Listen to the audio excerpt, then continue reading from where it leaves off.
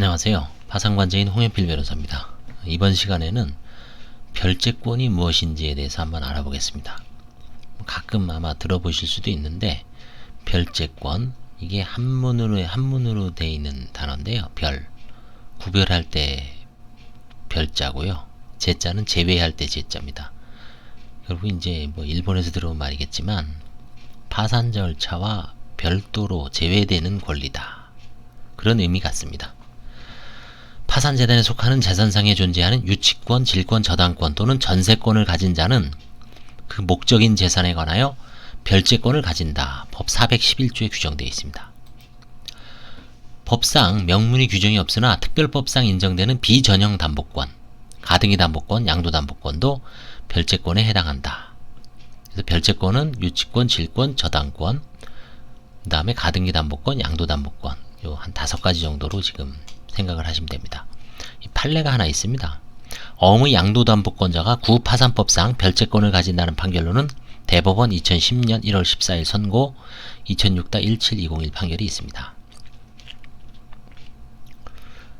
이 판결에서 대법원은 법률부칙 제2조로 폐지된 제84조는 유치권, 질권, 저당권 또는 전세권을 가진 자는 그 목적인 재산에 관하여 별채권을 가진다고 규정하고 있는 바, 어음의 양도담보권자는 채무자의 어음 발행인에 대한 어음상 청구권에 대하여 담보권을 갖는다는 점에서 별채권을 가지는 것으로 열거된 유치권자나 질권자 등과 다름이 없으므로 구파산법상 별채권을 행사할 수 있는 권리를 가진 자로 봄이 상당하고 그 어음 발행인을 채무자와 함께 채무를 부담한 자로 볼 수는 없다.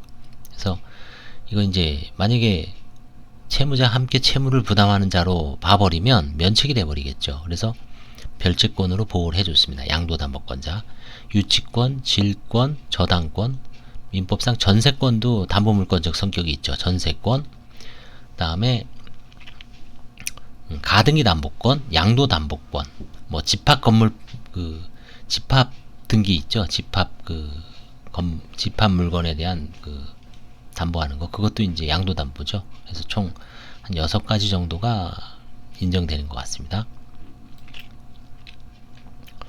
별채권의 특징은 뭐냐 하면, 이제 일반인들이 가장 쉽게 생각할 수 있는 거는 내가 돈을 빌려주고 근저당권을 설정하죠.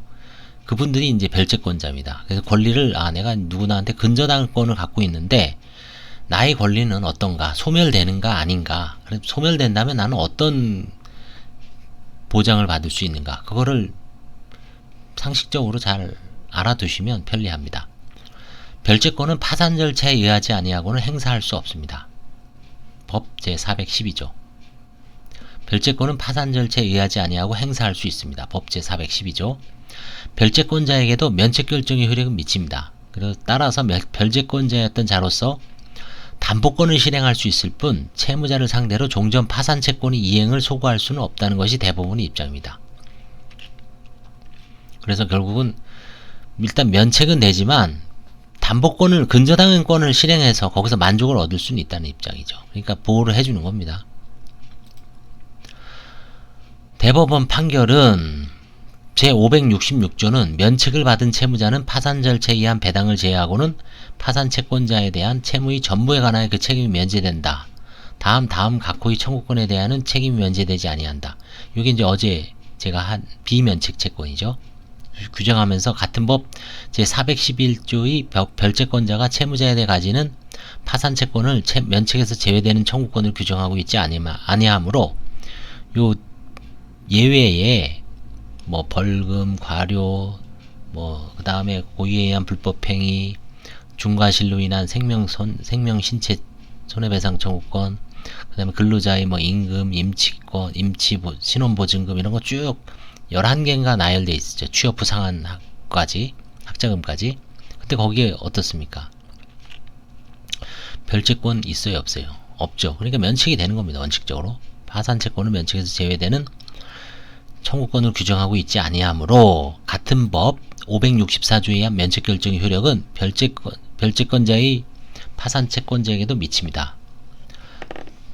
따라서 별채권자가 별채권을 행사하지 아니한 상태에서 파산 절차가 폐지되었다고 하더라도 같은 법 564조에 의한 면책결정이 확정된 이상 별채권자였던 자로서는 담보권을 실행할 수 있을 뿐 채무자를 상대로 종전 파산 채권의 이행을 소구할 수는 없습니다. 자, 이게 무슨 차이가 있을까요?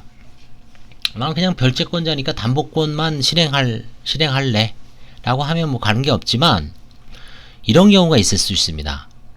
4천만원을 꺼줬어요. 근데 근저당은 6천만원 해주고 월 일부로만 해놨습니다. 그래 놓고 나서 한 2, 3년 지났어요. 한 3, 4년 지났어. 월 일부. 그럼 만약에 4천만원인데 4천만원의 일부는 얼마입니까? 40만원인가요? 그래서 나중에 이제 그게 이자가 쌓였을 때는 6천만원을 넘었을 때는 나머지는 이제 포기할 수밖에 없죠. 근데 이제 그 차용증에 의해서 별도로 소송을 할 수도 있죠. 근데 그 소송을 할 수 없다는 얘기입니다. 그 소송을 해서 이 채무자의 뭐 다른 재산이 있었을 때 강제 집행도 가능하잖아요. 그래서 나는 그냥 담보권만 만족을 하겠다. 보통 이제 근저당권자는 그런 식으로, 그래서 채권 최고액을 정해놓죠. 그거 넘어가면 사실상 채무자가 파산 들어가면은 떼기는 거죠. 떼이고 설사 배당을 받더라도 다른 채권자하고 안분비례해서 받기 때문에 근저당권을 초과하는 부분은 안분비례 받을 수밖에 없죠.